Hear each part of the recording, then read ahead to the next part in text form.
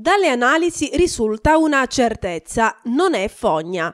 Parliamo dell'acqua presente all'interno del magazzino del signor Giglia, cittadino favarese che qualche giorno fa, ospite nella rubrica La voce del cittadino, lamentava la presenza di liquido fognario in casa. Operai e tecnici di Girgenti Acque, ricevuta l'ulteriore segnalazione del signor Giglia, si sono recati stamattina in via Ugo Foscolo a Favara per effettuare ulteriori verifiche e analisi.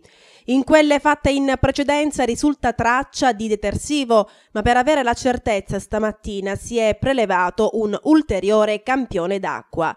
Da qui si capirà se il detersivo presente nelle precedenti analisi è stato un caso oppure no, magari dovuto all'utilizzo del detersivo per la pulizia del magazzino. Ricordiamo che il signor Giglia lamentava anche infiltrazioni d'acqua.